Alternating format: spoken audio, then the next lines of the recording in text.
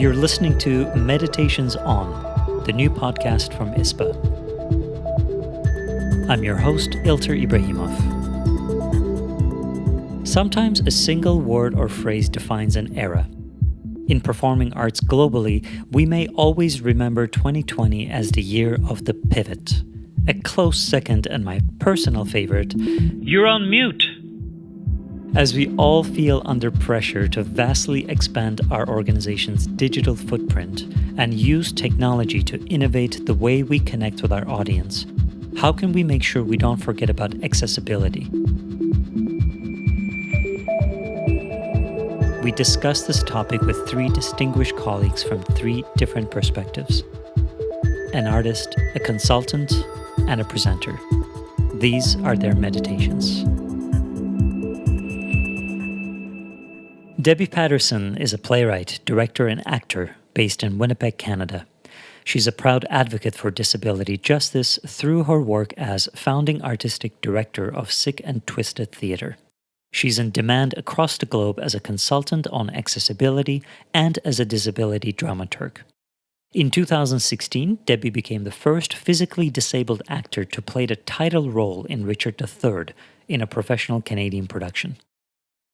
Initially resistant to incorporating digital platforms as part of her artistic practice, she spoke with us about what changed her mind.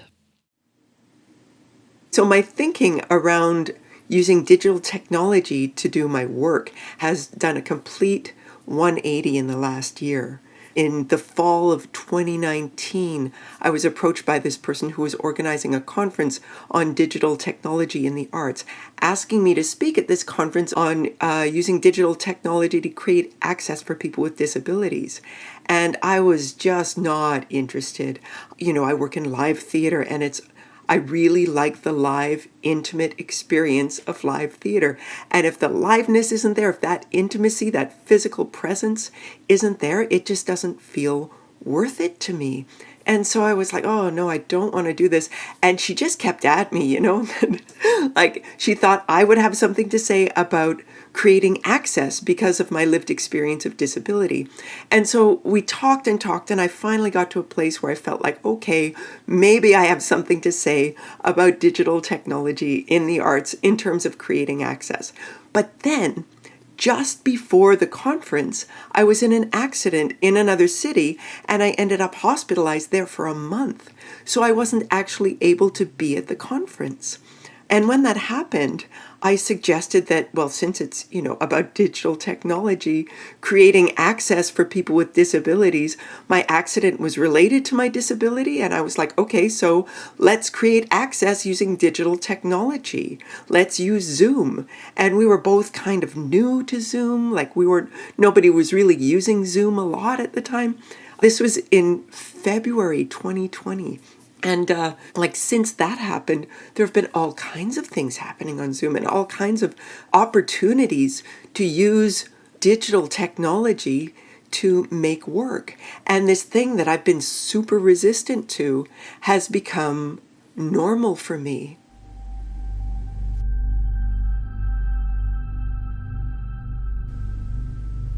One thing that's really great about disability is it forces you to find new ways to do the thing you always did. It sort of interrupts business as usual and makes you adapt, and some people with disabilities call themselves adaptive rather than disabled because we're constantly adapting how we do things in order to match what our abilities are doing. And so that idea of pivoting is kind of central to the idea of living with a disability, and that capacity to pivot or adapt is, I think, one of the best things about disability, because as soon as the normal way of doing things is not available to you, all these new options open up that wouldn't have opened up without that disruption. So just the way disability disrupts, business as usual, COVID has done that as well, and has offered us this really fertile and potent disruption to the way we normally do things, so that as we pivot, we can discover not just new ways of doing the old thing, but the new opportunities that exist within that new way of doing things that we never would have discovered without having to pivot. because we're all learning to adapt. We're all learning to, I call it cripping it. When you crip it, you find the other way. You find the adaptation, you find the obstacle that forces you to discover the new thing. And then within the new thing, there's all kinds of new potential for artistic exploration that you wouldn't have found otherwise. So something that's happened with COVID is we've all sort of agreed that our well-being is more important than our productivity. We all stopped working, we stopped shopping, we stopped doing all these things because we needed to protect our bodies, right? It's the same choice to say that our physical vulnerabilities are worth investing in. And that's the choice we're making when we spend money on creating access for people with disabilities, is we're choosing to honor the basic human condition over capitalism. And now I'm finding that I don't want to travel. I don't want to fly because of climate change. Like, I want to reduce the amount of times that I fly in an airplane. And so if I can participate in a workshop like I did this fall, a play development workshop via Zoom, that's awesome. It's not the same as being there in person. Frankly, I still think it's not as good as being there in real person, but maybe it's better than being there in real person if you have to sacrifice the climate in order to facilitate your physical presence in the space. And we know that continuous growth, continuous expansion is unsustainable, that our planet can't sustain it. So it's made me think about, how do I, in my own practice as an artist, use expansion and growth as a measure of my own success? And how do I need to rethink that in order to reflect a commitment to interrupting climate change? And so thinking in terms of defining my success as a deepening of my connection to my local community rather than expanding my reach across a broader community. And in that way, I feel like I can hold myself personally accountable for the ways in which I buy into this notion that continuous growth is a measure of success. And I'm discovering that there are all these people in my community with disabilities who can't go to the theater because of their disabilities. They can't leave home. So they're in isolation, they're in lockdown all the time. And so suddenly theater is accessible to them because all the theater is happening online. So now I'm working on making sure that that continues as part of my role as the artistic director of a disability theater company.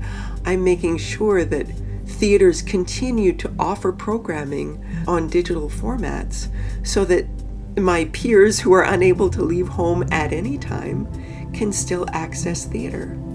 So it's been a complete 180 for me, from feeling like digital technology has no place in my artistic practice to recognizing that digital technology is actually an integral part of accessible theater practice for people with disabilities.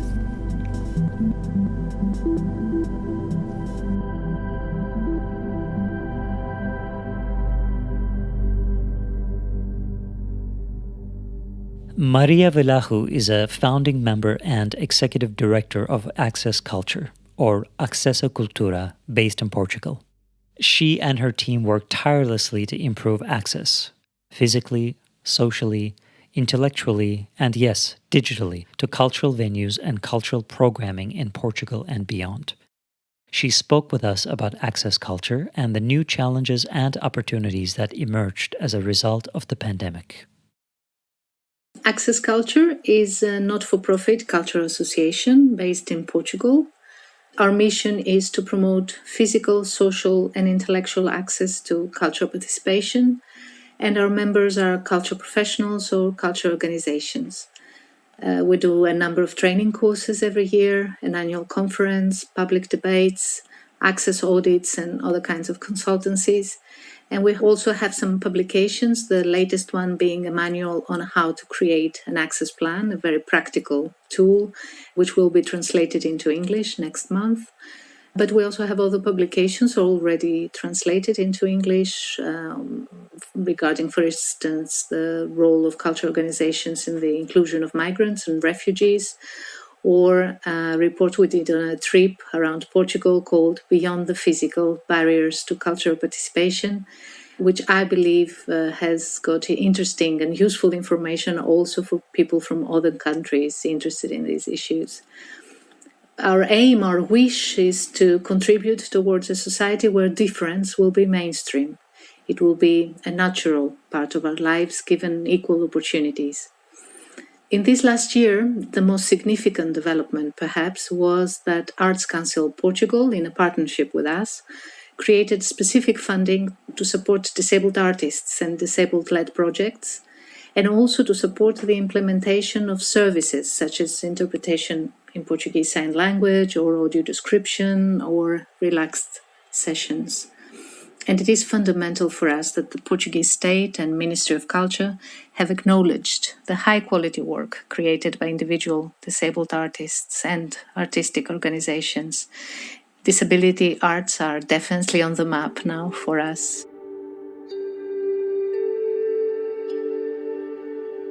Now, considering the pandemic, it brought a new challenge to us as to the whole of the cultural sector in Portugal and abroad. Regarding Access Culture being a small and flexible organization, we managed to quickly adapt to the digital, and we proposed new editions of training courses that were particularly relevant in this context, such as open access to museum and archives collections, issues of copyright and public domain, or digital marketing. They were all sold out, and perhaps this was, after all, an opportunity for us to raise greater awareness regarding issues that had been on our menu since we created the association, but were not taken seriously by many cultural organizations in Portugal. We also created a space on our website with useful information regarding the pandemic from different parts of the world, information on support programs, opinion articles, manifestos, manuals, case studies.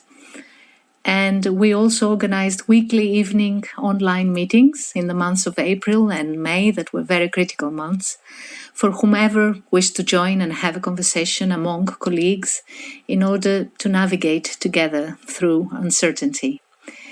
We did what we could, considering also our size, in order to support our colleagues through this situation. Now, there were a couple of issues that we kept bringing up at that time, and we are still bringing up. We urge our colleagues to always question themselves on why it is that they do what they do and for whom. The rush we experienced to put content online was very concerning to us, as it resulted in people becoming exhausted, but not necessarily for a clear or good reason. We proposed at the time a new seminar, which eventually also became a full course because of the interest demonstrated by our colleagues, on the mission of cultural organizations, since this is not acknowledged in Portugal as an essential management tool. Actually, most organizations think that their mission is what they do and not why they do it. So we are considering also offering this course internationally in 2021, as we know that this is not the case only in Portugal. Another issue we wish to raise awareness about is the fact that despite putting all that content online, supposedly to serve our audiences and communities, we don't take the necessary steps in order to make it accessible to people with disabilities. Most of that material hasn't got subtitles or interpretation in sign language or audio description. And we wish our colleagues to understand that in this way we are reinforcing the exclusion of people with disabilities. We treat them as usual as second-class citizens. And then finally, we wish also to remind our sector that not everyone has access to technology. During this period, we have tried to give more visibility to projects and initiatives taking place away from the internet. For instance, the Fernando Pessoa House in Lisbon, and Fernando Pessoa is a celebrated Portuguese poet. It is booking appointments with people on the phone in order to recite a poem and to have a chat. At ISPA's last year's conference, Madani Yunis was one of the guests in a panel, and he said something that resonated with me. He said, "Generosity is not justice, and inclusion is not equity." So these words have been guiding us through these unusual times and will continue guiding us in the future.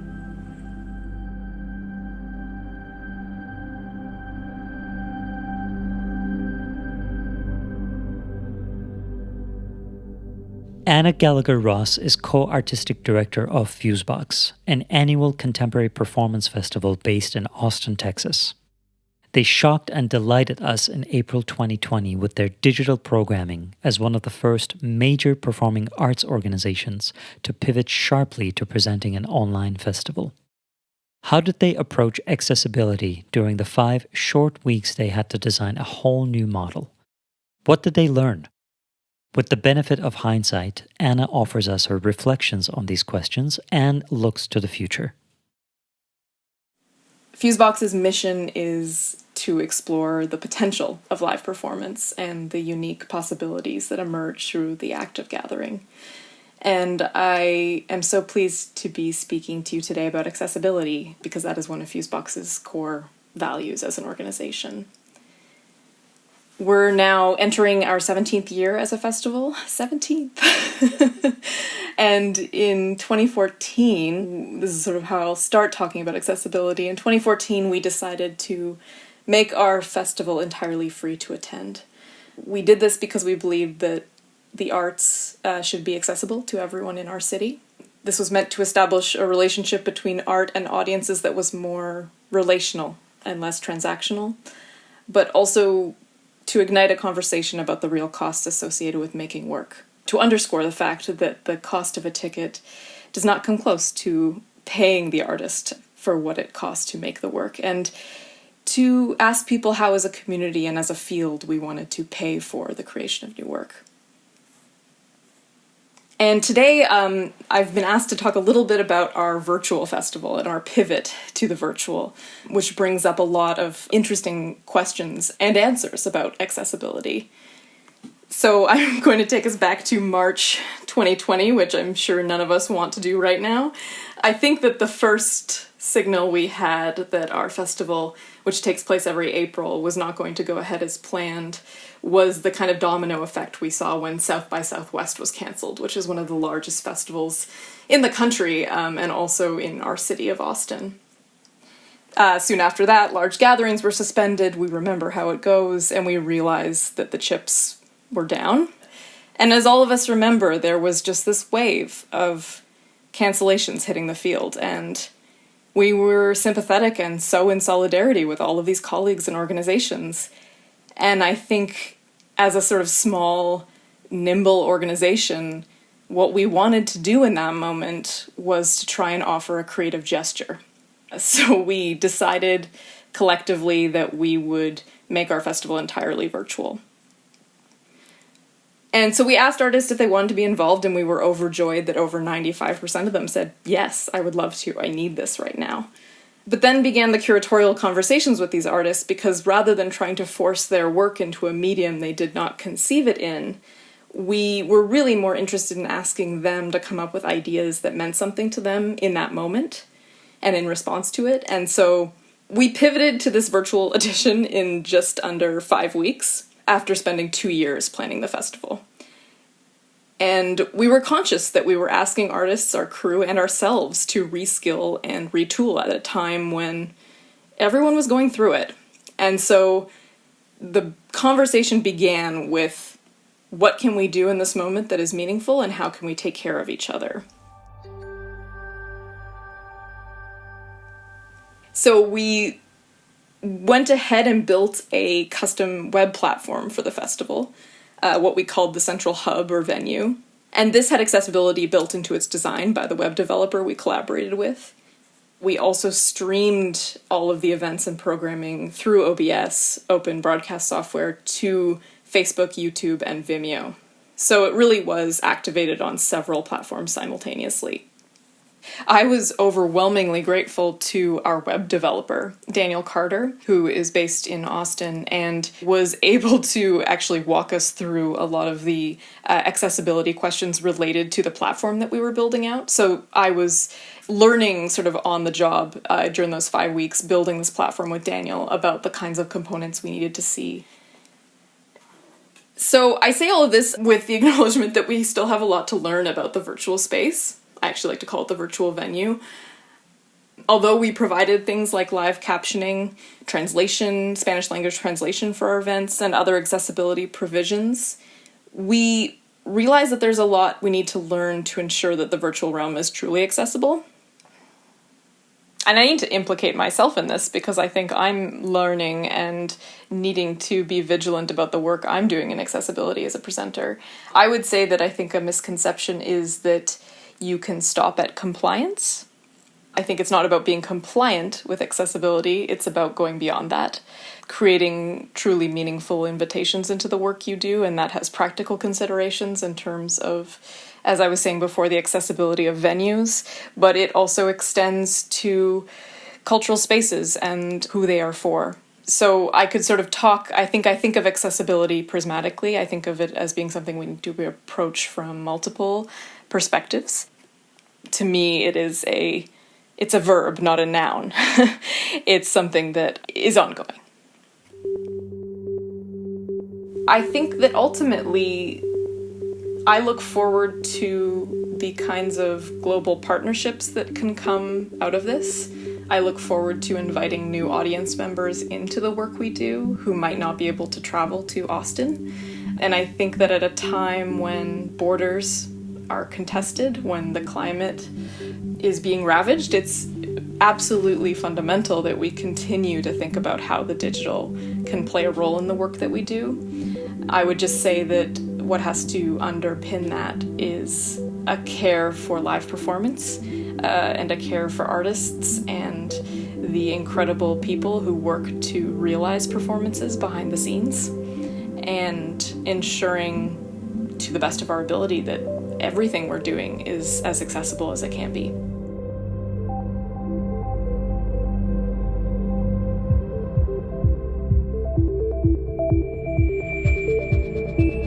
Meditations On is presented by ISPA. This episode was produced by Johnny Spence and hosted by me, Ilter Ibrahimov. Our theme song and all additional music is by Johnny Spence. The executive producer is David Bale. Special thanks to Debbie Patterson, Maria Velahu, and Anna Gallagher-Ross. This episode was sponsored by Theatre Projects. They know how to create performance spaces that come alive. Learn more about their work at theatreprojects.com.